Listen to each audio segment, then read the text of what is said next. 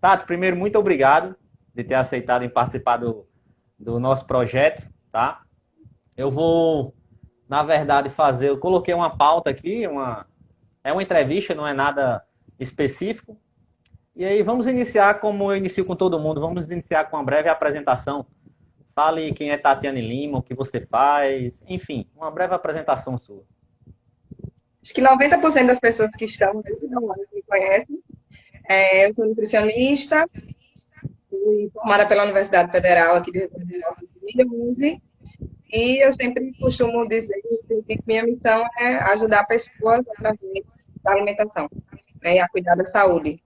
Minha formação foi permeada tanto pela questão do físico, né, mais voltada para a questão do aspecto, como da saúde propriamente dita. E cada vez mais eu vim tentando afunilar esse foco, né, vendo que realmente o meu propósito aqui é ajudar a cuidar da saúde das pessoas. Então, essa relação entre consultório e área hospitalar me faz remodelar o que eu faço em nutrição todos os dias. Show. Renata tá falando aqui que acha que tem que baixar algum volume. Seu volume tá todo alto aí? Deixa eu ver. Melhorou? Tava. Pra mim tá ok. Vamos falando e o pessoal vai. Pessoal, vocês vão comentando aqui, caso não melhore, tá? Vocês vão dando feedback aí. Tem que baixar. Deu certo agora aí. Ah, tá. Tem Bora Ih, lá então. tá. Você tem fone aí, Tati? Ou tá tranquilo Tenho. aí? Não, Não, mas de tá boa, tranquilo. Só vamos, se dá vamos. link pro pessoal. É porque botar o fone eu não tenho essa estrutura, né, para colocar o celular em um lugar, então tá encostado em cada livro. Não, tá tranquilo aqui. Eu coloquei aqui como segundo tópico uma coisa que chama muita atenção. Tanto por eu ser da área da educação física, eu vejo que as pessoas que eu falo, as pessoas que não são da nossa área, né, também não tem importância, ou não tem obrigação de saber disso. Mas eu queria ver de você, como nutricionista, como uma pessoa que estuda isso o tempo todo, se reciclando e tal, como é que você lida, como é que você observa em relação a como essas pessoas que não são da nossa área veem a nutrição? O que é que elas acham que é a nutrição? Que sabe aquela coisa bem simples, bem marginalizada. Como é que você observa isso? Então, isso até eu estava conversando com o Renato e com outra amiga nutricionista hoje, e essa questão da maior visibilidade do profissional nutricionista, né, nos tempos de hoje, realmente a gente vem ganhando espaço, mas infelizmente eu acho que a nutrição vem sendo vista de uma forma muito superficial. Então, para a população em geral e até para outros profissionais de saúde, quando a gente fala em nutrição e nutricionista, as pessoas associam diretamente a emagrecimento, né? A comida fit, a alimentação saudável de uma forma muito generalista. E isso vem me fazendo refletir bastante sobre como se colocar, né, dentro do mercado para que as pessoas entendam que o nutricionista tem um papel muito mais importante, né, na prevenção de doenças, no tratamento da doença. Então, eu vejo muitas pessoas chegando no consultório com o objetivo de emagrecer, mas por trás elas não conseguem ser motivadas pelo principal motivo, né, que eu enxergo que são muitas vezes doenças instaladas ou fatores de risco que estão ali prestes a estourar em uma doença crônica. Então, eu ainda acredito que o nutricionista é visto como simplesmente um calculador de dietas, um profissional que está ali posto para fazer as pessoas emagrecerem, e aí é algo muito simplista e que aos poucos eu acredito que com a evolução não só da nutrição, mas como a junção da nutrição com a área mais comportamental, com a psicologia, as pessoas vão começar a entender, né, os diferentes papéis aí de cada profissional. Mas eu vejo como algo bem simplista, bem voltado para emagrecimento, e aí é um pontinho do iceberg, né? Sim, a obesidade é importante, a gente precisa tratar a obesidade como uma doença multifatorial, mas muitas vezes as pessoas só enxergam a obesidade porque é algo, né, esteticamente visível e que interfere em autoestima, em vários outros parâmetros, mas as doenças que estão escondidas por trás da obesidade, muitas vezes elas não são levadas em conta pelos próprios pacientes. Eu penso um pouco assim. É como você falou, que as pessoas veem como principalmente um calculador de dietas, né? Uma pessoa de calorias. É que nem na educação física, né? As pessoas acham que eles pensam muito no efeito agudo, né? Acha que tudo é muito agudo, tudo acontece logo depois, que não requer uma mudança comportamental para que você venha adquirir de adaptações crônicas, né? E já pegando esse Sim. link da nossa fala, galera já fazendo perguntinha de moda aí, vou deixar para o final isso aí, viu, doutor Radamés? A dieta que a Adélia perdeu 45 quilos. Que dieta maravilhosa! Você chegou a ler, Radamés, essa dieta aí é maravilhosa aí. 1.000 quilocalorias por refeição no dia, tá? E é uma dieta que você tem uma adesão maravilhosa. Em 30 dias de dieta você recupera 55 quilos. Então Certeza. pega esse link aí, tá? Eu queria que você falasse um pouquinho, que eu vejo muito isso. As pessoas tentam, faz uma consulta com você, entra em uma reeducação alimentar, você prescreve tudo bem direitinho, de acordo com a vida de cada um, de acordo com enfim, de acordo com o que cada pessoa gosta de comer, de se alimentar. Você seleciona tudo bem direitinho, mas vocês sempre falam na nutrição, a gente percebe isso, que tem uma dificuldade muito grande nessas pessoas permanecerem, né? Tipo, elas de fato aderirem. Então, eu queria que você falasse um pouquinho o que de fato faz essas pessoas terem essa dificuldade e você, Sim. como profissional, quais estratégias você está ali utilizando, você utiliza e você percebe que de fato, quando você aplica aquilo, as pessoas continuam fazendo ou permanecendo naquela reeducação e naquela dieta. Tipo, tem alguma estratégia que funciona mais do que outra? Sim.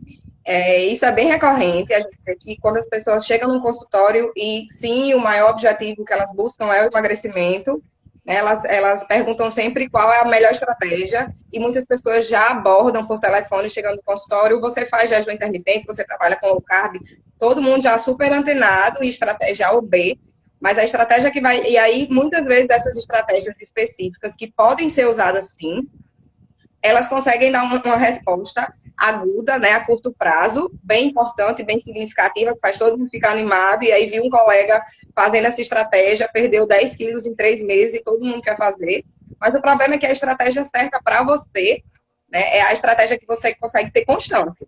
Né? A estratégia ideal é a que se encaixa na sua rotina de vida, nos seus hábitos pregressos, nas suas aversões alimentares, né, nas suas preferências alimentares, não dá para a gente pensar num processo de emagrecimento, de mudança de comportamento alimentar, de reeducação, fazendo exclusão de forma radical, né?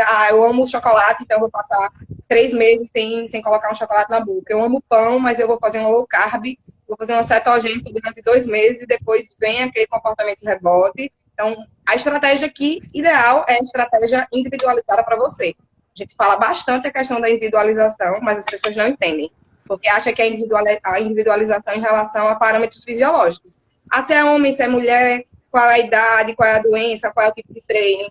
E aí a gente esquece da individualização comportamental, né? Em que rotina aquele indivíduo está inserido, porque, de fato, qual estratégia ele consegue levar para a vida dele de forma constante. Então, a gente tem vários pacientes que, né, eu digo que eles aprendem sozinhos, a gente não precisa nortear e ficar falando muita coisa, porque no dia a dia eles vão ver, às vezes, de tanto insistir, tá, vamos fazer essa estratégia, vamos.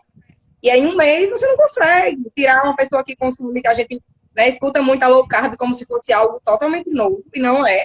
Né? A gente faz a gente, da mesma forma que no treinamento, a gente usa estratégias de periodização também na nutrição.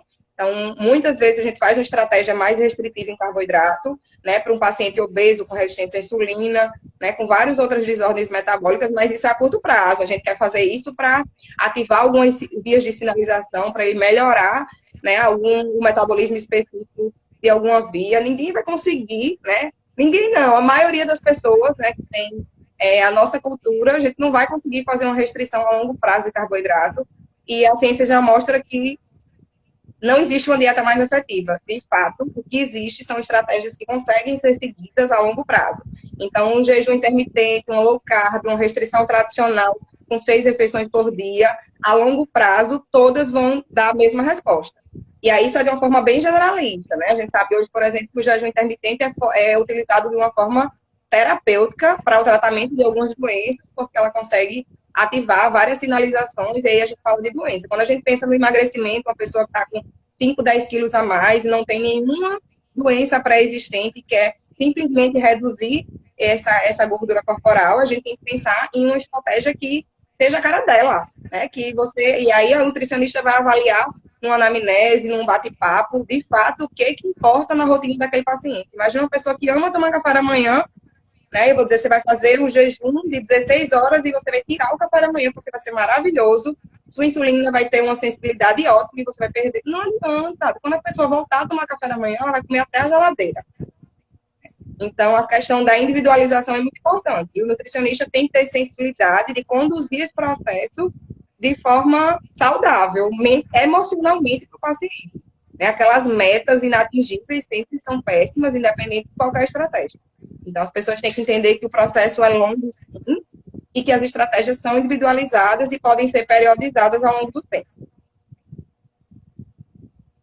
Show, A gente tranquilo. tem muita gente, mas eu não emagreço mais, eu estou há 3 meses nessa estratégia, aí o nutricionista vai conseguir mudar essa estratégia nutricional por um tempo X, sem fazer com que aquilo crie gatilhos comportamentais para você voltar a ter aquele efeito rebote.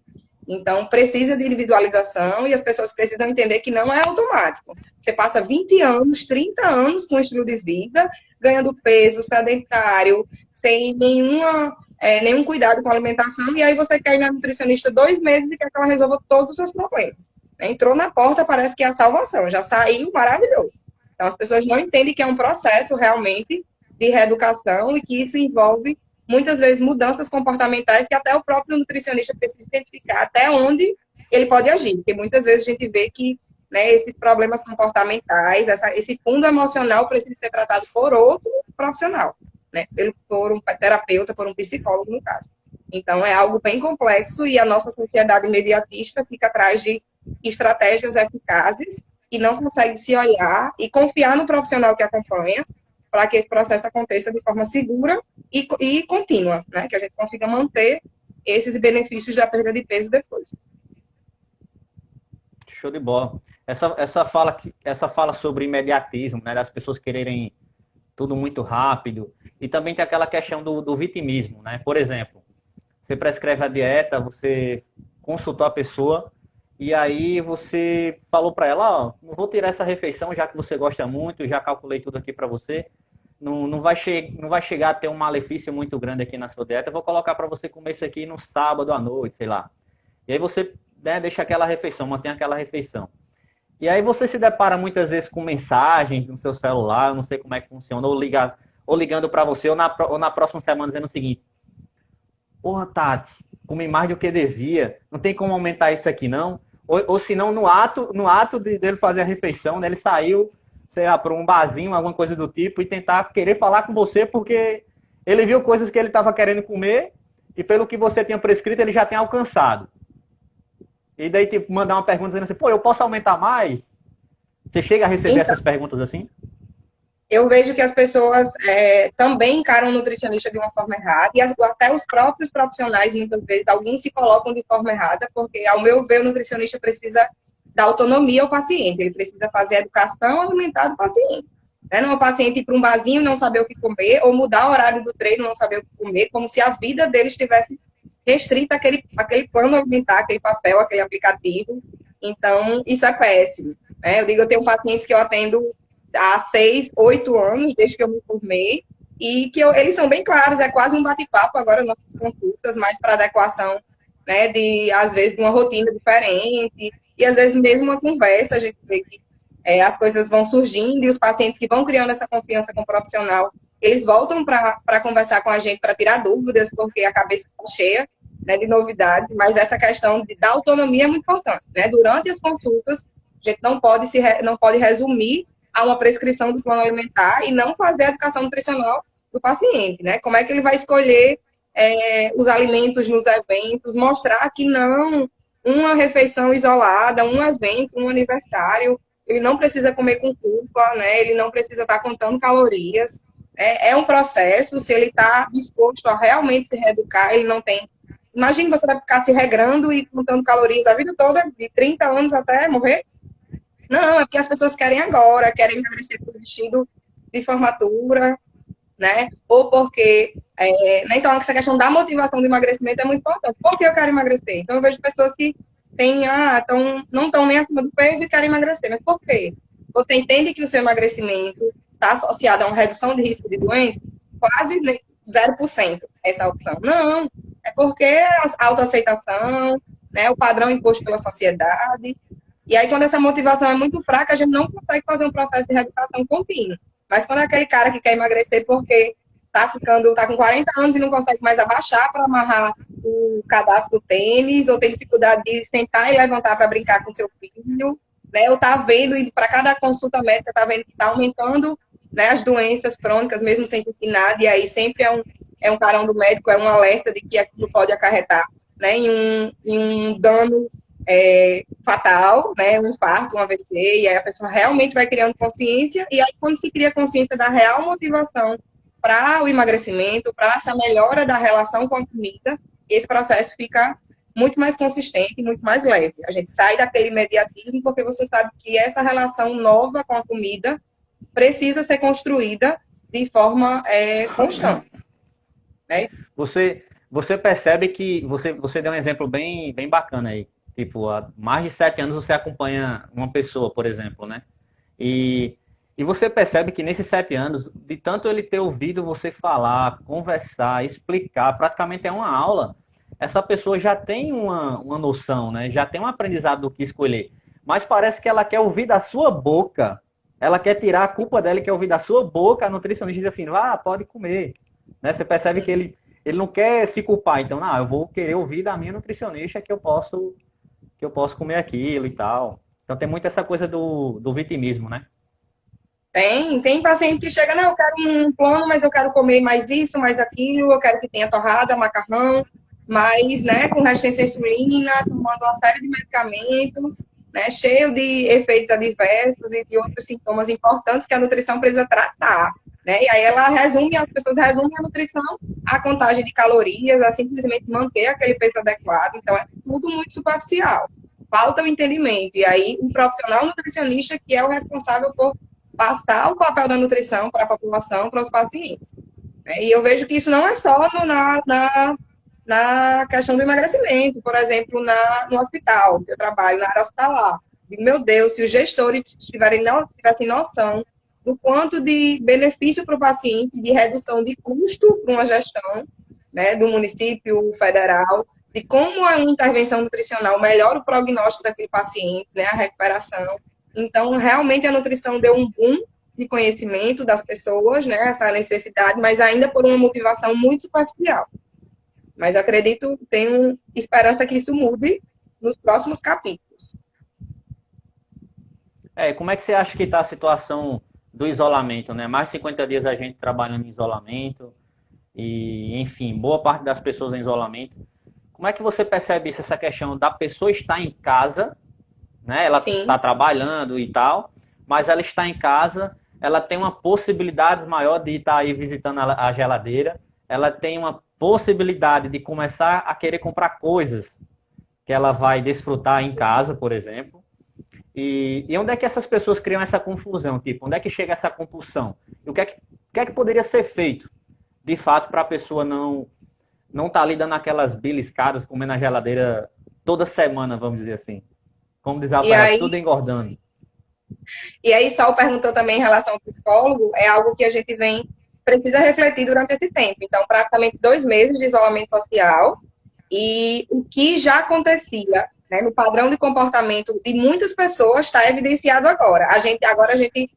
Eu estou muito ansiosa, eu estou comendo muito, né, chega à noite eu quero comer a geladeira toda, eu não consigo ter controle, eu estou tendo muito acesso aos alimentos, eu acho que é isso.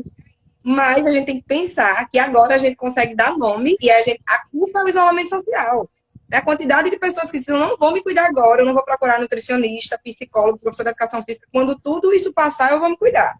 E aí hoje a gente consegue, as pessoas não culpado, que a ansiedade, a preocupação com amanhã, meu trabalho, vou continuar ou não, eu estou preocupado com meu pai, que, né, em vez de ficar em casa, fica rodando no meio da rua, meu avô, e eu não sei se ele vai ser contaminado ou não, a gente não sabe como isso vai parar, a gente está preocupado com a economia, com a política, com a saúde, então a gente tem medo, ansiedade, a gente dá nome a isso, e a gente consegue entender como esses sentimentos influenciam no nosso comportamento alimentar.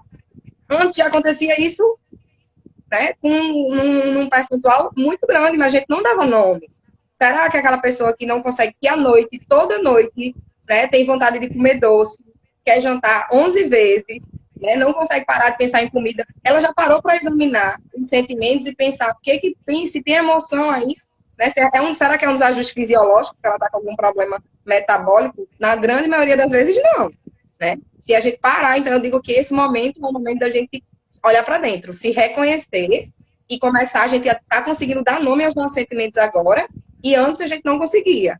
E aí, muitas vezes a gente consegue se perceber e fazer essa mudança, de, não, é ansiedade, eu acabei de jantar, eu não estou com vontade. Será que é o que eu estou ansioso com o quê? Né? Com o próximo pronunciamento do presidente, eu vou parar, o que é que mais me acalma? É uma oração, é uma música, é uma leitura, né? Ligar para um amigo, será que só a comida vai ser esse afago? E aí, muitas vezes, que até só perguntou a questão do psicólogo, né? Às vezes a gente consegue se autoavaliar e mudar, mas muitas vezes a gente não consegue fazer isso sozinho. E aí esse estigma do psicólogo, do psiquiatra vai ter que mudar também ao longo do tempo, porque muitas vezes a gente não consegue sair, né, dessa estrutura de ansiedade, de algo que já pode ser diagnosticado como algum transtorno, para procurar uma ajuda de um profissional. Então, eu acredito que a gente só evidenciou algo que já vem, o que acontece com muitas pessoas, de descontar emoções, de não conseguir, né, de transbordar isso na comida. E aí a questão da fome emocional. Será que na hora que você está morrendo de vontade de abrir a geladeira e comer um pudim inteiro, se eu lhe desse um prato de feijão com arroz, você comeria? Então, essa fome urgente, essa coisa, a gente sabe que é uma fome emocional. Não é uma fome fisiológica, como a gente fala, o que eu lhe oferecer na quantidade que for, você vai aceitar. Porque seu organismo está precisando de nutrientes. Mas quando a gente tem aquela fome específica, naquela hora precisa ser urgente, a quantidade precisa ser muito volumosa, é parar um pouquinho. E aí eu digo, toda vida que vier um pensamento desse, para um tempinho, escreve o que está sentindo, ou tenta respirar, tenta se reconhecer, eu estou com vontade de comer isso, se tiver, vai lá e come um pedaço. A grande maioria das vezes você vai ver que você não precisa daquele alimento. Então, é se reconhecer, se avaliar, e quando precisar, de ajuda, procurar um psicólogo, né, procurar um terapeuta, para... falando fez empate. Para procurar ajuda. Né? E aí vem a questão do o que dificulta o acesso o tempo todo a um ambiente onde tem comida, mas quem coloca a comida dentro de casa é você. Então, ao mesmo tempo que tem a dificuldade de ter mais tempo, muitas vezes ocioso, a gente tem a facilidade. Qual era o principal problema das pessoas? Ai, Nutri, eu não tenho tempo para cozinhar, eu não tenho tempo para fazer meu café da manhã, por isso que eu fui. Agora a gente tem tempo, agora a gente precisa planejar e estabelecer uma rotina. E aí, com essa rotina toda estabelecida, a gente tem uma probabilidade bem menor, né, da gente estar beliscando, quando isso são coisas simples. Já experimentou pegar eu amo abacaxi. Se você vê um abacaxi lá inteiro em cima da sua bancada, talvez você não vai comer, mas você vê todo cortadinho, geladinho dentro da sua geladeira, eu tenho certeza que já vai dar outro estímulo para o seu consumo. Então, e moderar, e vai ter dia que vai querer comer um pedaço de bolo de chocolate, mas comer a metade do bolo de uma vez só, com certeza não é saudável e não é fome, né? A gente está conseguindo, está fazendo, né, uma mudança aí de status que não é alimentação. Outra coisa também que eu acho que, eu não sei, é uma observação minha, acho que poucas pessoas prestam atenção, mas depois que você fica muito em casa, assim, parece que você não tem a necessidade de você se hidratar, de você tomar água, né? Você come, mas você não bebe água, é tipo, às vezes você tem uma sensação que tá com fome, mas pode ser confundido com sede, por exemplo, tipo, o cara fosse lá beber água, aquela sensação já ia diminuir um pouquinho. Aí fazendo pegando um comentário aqui de Matheus, aqui embaixo, sobre cocada, Paulo falou também de as cocadas de Jefinho, me lembrei de uma história que lá no interior, a gente ia jogar bola lá, e o pessoal vinha morto de sede, né? Vinha morrendo de sede lá do jogo, e passava nas lanchonetes pequenas que tinha lá no centro da cidade para pedir água. Ia lá e pedir água. E o cara da lanchonete, o dono, ele só dá um copo d'água se você comprar uma cocada. Ou seja, a sede aumentava mais ainda. E se sua sede aumentar, isso é empreendimento, porque é investimento. Se sua sede aumentar, você só podia tomar outro copo se comprar outra cocada, entendeu? Então, 10 copos d'água são 10 cocadas. Então, depois de 2 meses, estava a metade da população diabética. no nosso cérebro é bem próximo, realmente, o local onde a gente recebe essa informação. Então, essa questão da sede com a fome é bem importante. E a hidratação, geralmente, a gente não tem dado atenção especial a ela em casa, porque a gente não está, né, se movimentando tanto, a gente não sua, não transpira tanto. E esse é um ponto bem importante, né? Conseguir fazer esse ajuste, né, esse aumento de ingestão hídrica do dia. Sim. Eita, tem outra coisa, eu tava vendo aqui, ó, que a galera tá nesse isolamento, né? Tá participando muito das lives, né? Lives que eu falo de artistas, de cantores, né? Começa na quarta, acaba no domingo e já inicia de novo na quarta, enfim. Então a galera tá bebendo muito, comendo muito, petiscando muito. E aí eu me lembro, sabe o quê? Lá no interior também. Não sei se você já ouviu falar, mas o pessoal lá que come comida de caça, né? Eles iam caçar peba. Sabe o que é peba? Já ouviu falar de peba? Peba é um tatu. É um tatu. Então o pessoal pegava peba e colocava dentro daqueles barris de óleo, sabe? Uns barris de 50 litros, 100 litros, sei lá. E colocava um peba lá e ficava criando peba, dando comida pro peba. Então o peba ficava em isolamento. Entendeu? O peba não tinha pra onde ir. Ficava em isolamento social, o peba, ele sozinho ali. Então botava comida pro peba, o peba comia e engordava. Botava comida pro peba, o peba comia e engordava. Aí quando o peba tinha aumentado já um monte de quilo, aí eu ia lá e tratava o peba, cozinhava o peba. Na minha cabeça eu tô perguntando assim, ó, será que vai ter um bocado de gente que vai virar peba? É, as pessoas Porque, estão adiando, né? Não, depois do isolamento, quando tudo isso passar, eu vou me cuidar. Com 20 quilos a mais. pois é, então, o cara assim, tinha vergonha porque já era um pebinha. Aí depois do isolamento virou um peba de tambor, virou um pebão, sabe? Agora, tipo, se o cara tem vergonha, por exemplo, eu não quero ir treinar, eu não vou treinar porque o povo fica olhando pra mim. Então, depois do isolamento, como é que vai ficar, sei lá, a vergonha dele de ir treinar, já que ele achava que as pessoas ficavam olhando pra ele por aquilo, e como é que as pessoas vão ficar olhando, né? Na cabeça dele, né? Na cabeça dele. E aí Então, que aconteceu de novo. Pebinha virou pebão. Ele assim, né? Agora a gente não precisa se cuidar, porque está em casa, não vai precisar vestir uma roupa e ser avaliado por ninguém. Mas quando a gente voltar a conviver em sociedade, vem a urgência do emagrecer, não tem lógica, mas provavelmente é isso que vai acontecer. Né? Consultórios e academias lotados, e as pessoas correndo literalmente atrás do prejuízo, e realmente não perdendo tempo, porque eu acredito que Eu vou pedir pra galera comentar aqui. Tá travando aí, pessoal? Tá travando aí, aqui Tati? Pra você? não, aqui no meu não. Aqui tá tranquilo também pra mim. Se alguém tiver travando aí, vocês saem e tentam entrar de novo. Às vezes acontece isso, tá? Eu vou pedir pro pessoal que tá aqui assistindo a gente comentar aqui. Bota comentário aqui, pessoal. Qual a principal dificuldade que vocês estão tendo aí em relação à nutrição, em relação à sua alimentação no isolamento social?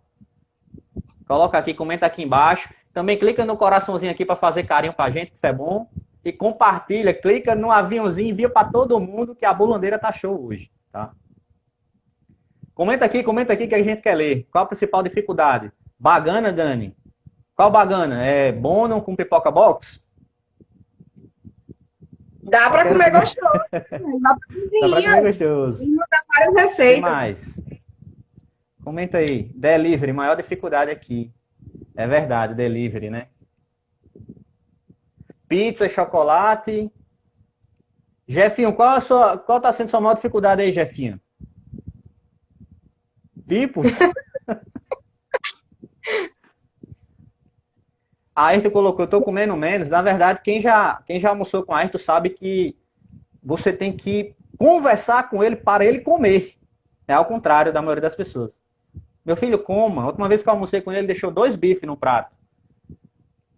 E eu, com o meu olhar de peba, queria comer o bife dele, mas aí já era.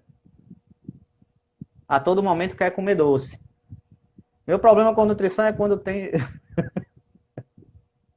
Tá, beleza, eu vou continuar aqui, vocês vão comentando aqui pra gente ver E qual a aí, principal essa dificuldade questão que vocês estão tendo aí. essa questão de saudável com a nutrição, parece que a gente nunca vai conseguir se alimentar bem porque a gente quer uma alimentação perfeita.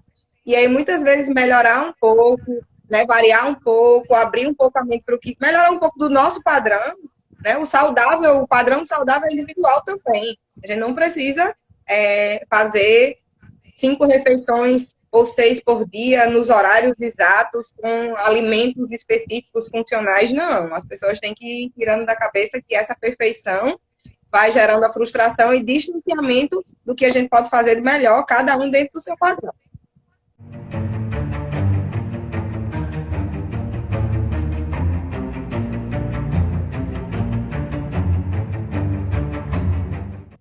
Mas continue. Show. Vou continuar aqui. Vamos pegar essa fala aí de Radamés. A gente vai falar um pouquinho das dietas que são mais conhecidas, as dietas da moda, do imediatismo, tá? Só para a gente comentar um pouquinho sobre essas coisas aí. Então, por exemplo, já ouviu falar de dieta dos pontos, tem uma tabela com os pontos para cada porção, para cada refeição. Dieta cetogênica, dieta low carb, jejum intermitente, puxando para a educação física, aeróbio em jejum. Deixa eu ver o que mais. Já ouviu falar da dieta do abacaxi? Já ouviu falar? Não. Você passa 2 semanas comendo só abacaxi. Aí, depois de 2 semanas, sua boca tá cheia de afta e você não consegue comer mais nada. Tá tudo pipocado, e você não come mais nada. E aí, Tato, o que você acha dessa dieta? Você recebe paciente assim, o cara chega pra você e já chega trazendo a dieta pra você? Tipo, o que você acha dessa dieta aqui? Vai assinar. Já aconteceu muito. Já aconteceu até como eu atendo bastante dos meus pacientes são por indicação, né? Um vai, aí vai para o colega, indica para o pai, e aí vai.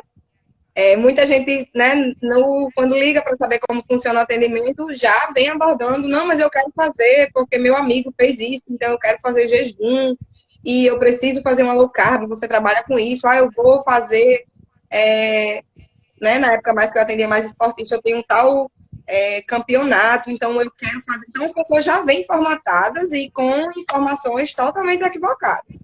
Então essa questão de a gente ter muita informação disponível é muito complicado porque a gente sabe que, inclusive, no mundo científico, né, a gente tem informações e informações. Então o que a gente vê até de profissionais são pessoas que vão para cursos ou pegam algum material científico e saem reproduzindo aquilo de uma forma totalmente equivocada. E aí os pacientes estão nessa, né? Instagram, a internet deu essa possibilidade de cada um falar o que quer. Então, nutricionista temos bilhões no Brasil.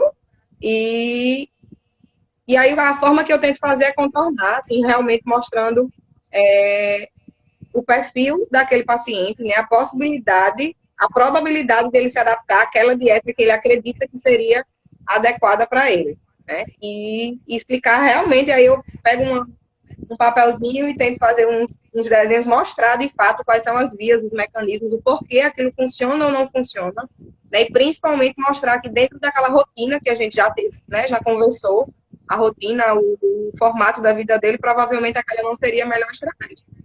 Mas eu sempre digo, posso usar todas as estratégias, desde que o paciente seja avaliado de uma forma minuciosa e isso seja decidido de forma individualizada. Então, tem um paciente que faz jejum intermitente, low carb, dieta tradicional, né?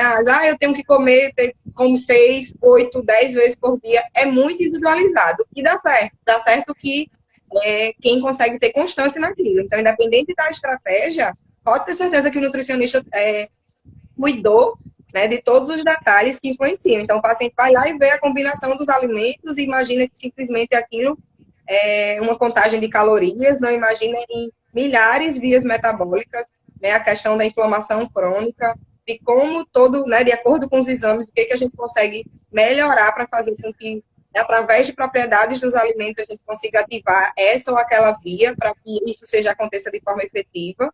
Mas o segredo é a constância. Então, não dá para pegar uma pessoa que, por exemplo, nunca tomou café da manhã, tem gente que acha que porque não toma café da manhã já faz o jejum. Né? E todo mundo acha que jejum é suprimir 2 refeições do dia e na refeição que você quebra o jejum pode comer o que for. Então, as pessoas realmente resumem a nutrição, a contagem de calorias e as estratégias por macronutriente. Então, é a estratégia que eu como mais proteína, que eu como menos carboidrato, que eu como mais gordura, e todas as inter-relações metabólicas e as condições clínicas de cada paciente, parece que eles não querem saber.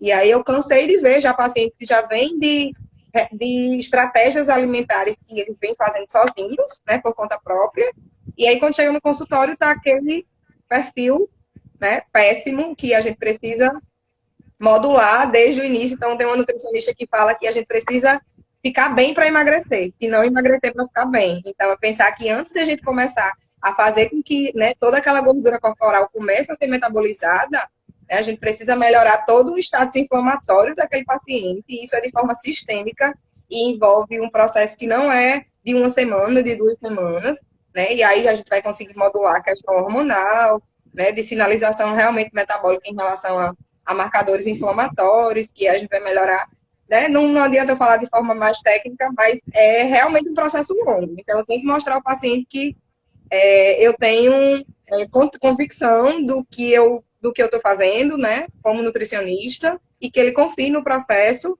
e aí, a cada dia, eles vão realmente percebendo no dia a dia as primeiras mudanças de melhora de disposição, de sono, né, da questão da própria pele, ou da saciedade, ou de muitos desconfortos gástricos, que as pessoas, eu vejo que com essa história de comer muita proteína, muita gordura, a gente vê pessoas com muito desconforto, né, com plenitude gástrica, com flatulência, com distensão abdominal, e as pessoas pesou, tá com peso ok, composição corporal bacana e acha que tá tudo bem, e às vezes está fazendo um processo que vai, né, vai reverter aí em muito efeito deletério lá na frente, e que às vezes a gente não vai medir com 2 anos depois, né? Quando a doença vier, a gente às vezes nem vai associar a tanto tempo de sofrimento nutricional que aquela pessoa se submeteu. Infelizmente. O que Jeff está A dizendo? gente tá vendo aqui os comentários. A dieta que Jeff não adota, né? Ele dorme 16 horas e fica acordado quantas horas aí? Almoça às 16. Acorda para almoçar às 16 horas. 2 horas da tarde. E aí come até a hora de dormir. O paciente acordar para comer. Será que o metabolismo dele não funciona com 2, 3 refeições? A gente precisa analisar muita coisa, né? Um perfil, não dá para a gente dizer qual é a melhor estratégia por conta do objetivo da pessoa. Não, como essa pessoa está agora, né? Bioquimicamente falando, a gente precisa analisar muita coisa para decidir qual é a melhor estratégia. O que Daniele perguntou, hein? Não sei, já subiu aqui, eu não vou votar não. Pergunta aí de novo, Dani. Bota aqui pra gente ler. Digita aí de novo. Foi muito grande seu texto. Tá digitando ou tá... Bora, cuida! Não tem tempo não. Enquanto isso, eu vou fazendo outra pergunta aqui, enquanto você digita aí, tá?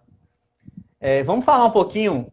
não vamos falar em especificidades, em ciência. A gente, né, não precisa entrar em detalhes nisso, tá?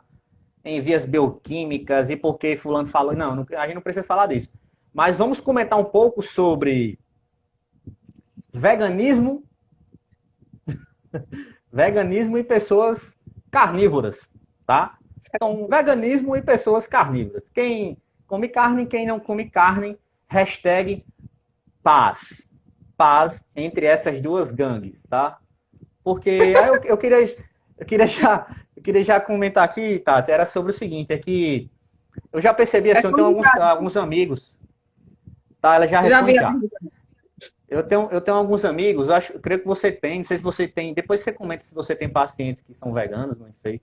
Mas eu tenho alguns amigos que são veganos ou que pelo menos tentaram começar a ser veganos, tá?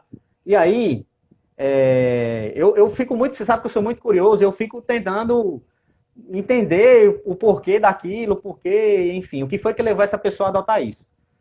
E aí a maioria, assim, a maior parte do que conversa comigo, depois de muito estudo, enfim, crença e tudo mais, vem sobre aquela questão da subsistência em relação ao desmatamento, né? A criação de gado está aumentando, isso gera mais desmatamento, é uma questão mais de filosofia, assim, natural. Isso, de vida, exatamente. Só que é uma coisa que eu não consigo entender, sério. É tipo, você for em algumas lanchonetes assim especializadas, alguns vai no mercado, vai no supermercado.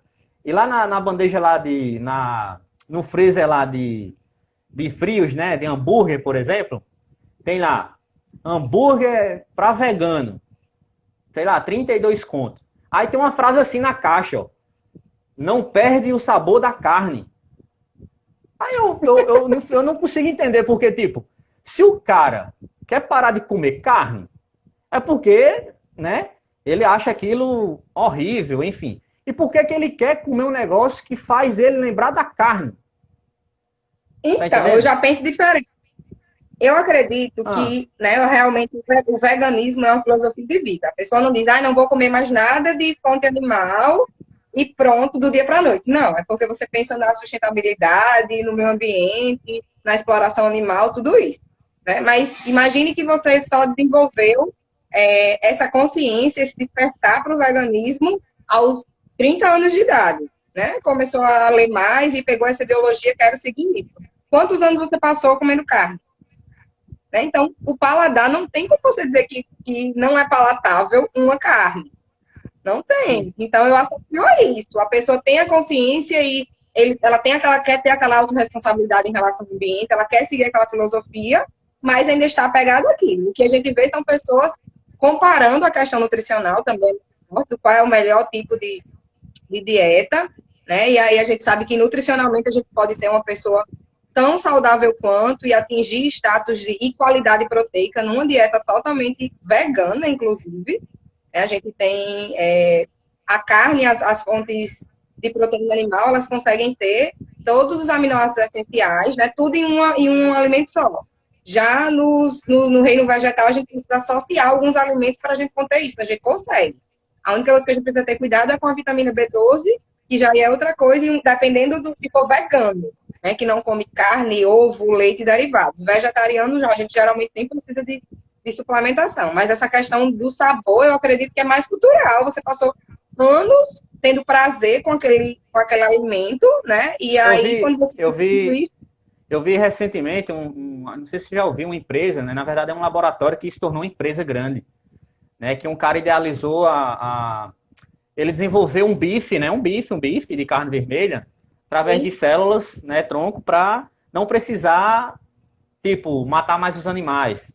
Então, sim. no laboratório ele constrói os bifes, as carnes para as pessoas seguindo essa teoria que esse estilo de vida, né? Ah, eu não vou comer porque estão matando os animais. E aí ele desenvolveu com esse propósito. Não vai ser preciso mais matar porque eu faço uma carne de uma célula tronco, tipo, não está matando mais animais. Enfim, é uma coisa que ainda, né, tem uma confusão muito grande, por exemplo, em relação a isso, a você entrar, o porquê que você entrou, às vezes não seguindo o efeito manada, sabe? Ah, meu amigo Muita é, gente você também. muita É, gente. mas assim, o que eu acho legal assim é que tem que ter, por isso que eu sempre brinco que tem que ter paz, porque eu respeito. Sim, é o estilo Mas de... por exemplo, se tá aí você no churrasco lá, se a gente tá no churrasco, se a gente tá com um Paulão fazendo aquele churrasco que ele faz, e aí chega o cara do lado e faz assim, ó, você viu, mataram esse boi. Ah, velho, eu não vi não, eu tô vendo ele assado agora já e eu não vi, eu não quero ver, eu não preciso ficar assistindo, sabe, ver lá os animais morrerem. Eu não quero ver, não me faz bem. Eu só quero comer. Eu só quero comer. Então, respeitem quem são carnívoros e respeitem quem são veganos. Pelo amor de Deus. Paz aí São a filosofias essas diferentes, duas. e cada um vai optar pelo seu lado e tá tudo certo. Exatamente. Você falou um negócio bacana sobre. Eu acho que tem um míssil vindo atirar aqui em cima de mim. Ligaram a furadeira aqui, mas tudo bem. É. Você falou sobre uma coisa que vegano consegue atingir a quantidade de calorias, né? Ah, enfim, Proteína. para poder de proteína para hipertrofiar, dependendo da dieta que ele esteja fazendo e tal. É, isso poderia fazer uma associação com Popeye, porque Popeye só comia espinafre, né? Popeye tem uma força pra cacete. Ou não, comer espinafre não é só que nem Popeye, não, né? Tem que misturar mais coisas. Eu tô perguntando Sim, isso brincando porque né? na nossa região, eu vejo que não tem tantas variedades, sabe, Tati? Tipo, não consigo Uhum, ver tantas variedades como em outros estados, de repente tem, lá no sul, não sei. E aí você já chegou tem, a prescrever assim? Tem, né? tem. A gente não está habituado a isso, mas né, cada vez mais a gente tem na cidade vários locais, inclusive de alimentos orgânicos, mas é cultural. Então, você come hortaliça, o que você come de vegetal? Eu como alface, tomate, cenoura e beterraba. E acha que isso é o suficiente. Então, a gente O tem. cara, para o cara atingir uma quantidade, por exemplo, nutricional de, sei lá, de alface, o cara teria que estar comendo um buquê de alface assim?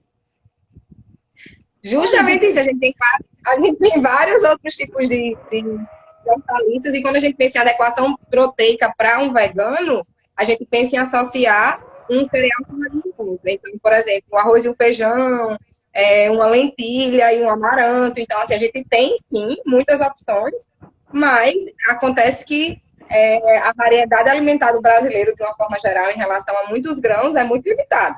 Né? Se a gente for pensar na recomendação do Ministério da Saúde para hortaliças, por exemplo, de 400 gramas, a gente bota um pires, né? A gente bota duas folhas de alface e uma colher de sopa de cenoura, e é a hortaliça do dia. Então, é realmente Uhum. muito precisa ser trabalhado, por isso que, geralmente, os pacientes que são vegetarianos, de fato, e veganos, eles conseguem ter um status de saúde, digamos assim, a questão dos outros micronutrientes, né, do estado nutricional muito bom, porque eles prezam por essa variedade, justamente para não ter essa monotonia alimentar. E aí vem aquela questão de que a gente acha que o vegano e o vegetariano nunca vai atingir a necessidade, porque a gente achava que quanto mais proteína melhor, que a gente hipertrofia, né, quanto maior, mais melhor. Isso não é verdade. Então, a gente consegue, sim, ter uma dieta muito saudável, muito nutritiva, equiparada em termos nutricionais, ou até melhores, em relação a alguns micronutrientes, do que num carnívoro, né? Porque acaba que a gente consome, e aí, quando a gente vê esse embate, é porque a gente vê excesso de produtos, né, de carnes em geral, e aí, quando a gente pensa em carnes, a gente pensa em embutidos, e aí a gente já vai para outro patamar. A gente consegue ter uma dieta saudável com a inclusão de todos os alimentos, e também para quem tem essa filosofia de vida e quer restringir os alimentos de origem animal. Sim. Só a Gerson nível de disse curiosidade. Pode falar, pode que falar. tem que dividir direitinho, ninguém fica com fome. Tem que responder agora. A nível de curiosidade, uma composição de um prato, sei lá, no almoço de um vegano, ele chega a ser muito volumoso em relação ou não? Não necessariamente. É porque é realmente longe da realidade da maioria das pessoas. Hoje eu já atendo um público bem mais específico, já atendi vegetarianos, veganos, pessoas que fizeram essa transição, e no início é bem complicado, mas se você tiver, se sua motivação for realmente por uma filosofia de vida, a pessoa vai se esforçar até o momento de transformar totalmente o padrão alimentar. Mas quando eu quero ser vegetariano, um dia sem carne, né? A gente vê muito isso, um dia da tarde, um dia sem É, carne, como se fosse mudar aos alguma poucos, coisa. né? Não, de forma aguda, isso não vai trazer nenhum benefício. Então quer dizer que uma pessoa vegana ela é hipertrofia normal e não quer dizer que essa hipertrofia seja uma hipertrofia fotossíntese, não, né? Não, de jeito nenhum. A gente consegue ter esses aminoácidos essenciais que a gente acha no alimento de origem animal, também nos alimentos de origem vegetal, mas de uma forma combinada e mais variada, e com alimentos que a gente não são tão básicos, digamos assim, não são tão comuns ao nosso dia a dia, ao dia a dia da maioria das pessoas. Mas é super possível. Deixa eu fazer uma pergunta para você, uma curiosidade minha, tá? Curiosidade minha de alguns alunos. A pergunta é: BCAA, glutamina, água com limão e gratidão é a fórmula ideal para elevar nosso chakra? Tipo, eu sou um novo ser. Estou tomando glutamina com BCAA, água com limão e jejum e sou muito grato às pessoas. Elevei o meu chakra, sabe? Então, aquela história que a gente comentou lá no início, do imediatismo, né, e da veneração de algum alimento como super protetor, como vilão, vem com tudo nessa questão da imunidade. Então, quando a gente pensa em associar, né, alguns nutrientes, alguns compostos bioativos, né, para esses shots que algumas pessoas fazem, eles têm relevância, sim, desde que dentro de uma alimentação saudável. Não adianta tomar glutamina com limão de manhã e comer uma lasanha com Coca-Cola na hora do almoço, né? Então, é uma estratégia que a gente faz como um perfil para tentar tornar o ambiente mais anti-inflamatório. Então, é algo que vai ajudar dentro de um contexto. infelizmente, as pessoas se apegam a coisas específicas como se aquilo fosse, né, salvar tudo, foco fosse fé, né, como se fosse. Então, é triste porque você vê que pessoas realmente elas colocam todos os seus esforços em estratégias isoladas, e aí chega uma hora você não sabe mais nem o que você está fazendo aquilo, porque não tem nem, não vai ter nenhum, aí ainda fala assim, eu não estou sentindo nada. Ah, eu tô tomando, não tá adiantando de nada. Você tá tomando pra quê? Então, ele tem que saber essa estratégia dentro de, né, de quanto tempo. Tem gente que toma o mesmo shot há 6 meses, né? A questão dos chás também. Tem muita coisa importante que poderia ser dito, que as pessoas, Tem, né, fazem maior. E aí vai tem um, distanciando a alimentação saudável do dia a dia das pessoas, como se todo mundo precisasse tomar glutamina, tomar probiótico, né? Fazer suplementação de X e Y, e isso não é verdade. tem um ex-aluno meu de personal aqui na live, né, da época lá de Mossoró, ele tá na Argentina hoje. Eu não vou falar o nome dele aqui não, se ele se identificar, se ele lembrar da conversa, ele comenta aqui, tá? E tá na Argentina hoje ele, tá fazendo medicina. E aí, eu me lembro quando eu comecei a treinar, ele era muito novinho. Aí, eu tenho uma parceria com um nutricionista lá em Mossoró, e aí ele foi pra nutricionista, e a nutricionista prescreveu a dieta pra ele, e pediu para ele fazer, ele tinha dificuldade em se alimentar e tal, e aí ela suplementou com whey protein, certo? E ela pediu o seguinte, ó, já que você está tendo essa dificuldade, para a gente ter um aumento calórico também, ficar uma coisa mais saborosa, com outros nutrientes para você, você vai fazer um shake de whey com banana, você vai bater com banana. Aí ele falou, pô, mas eu não consigo colocar banana e bater. Ele falou, não, é simples, ó, você congela a banana, e aí quando você for bater, você já bate com as bananas congeladas já, fica uma coisa bem cremosa, bem gostosa. Aí ele ficou tomando, se sentindo super bem. Só que aí eu tava treinando ele, aí ele chegou lá na academia e falou assim, professor, mas eu tô com uma dúvida. Falei, qual é? Ele falou, ela pediu para eu bater o whey no liquidificador com as bananas. Eu disse, certo, qual é o problema? Fez, se eu tô batendo whey no liquidificador, eu não tô quebrando as proteínas, não?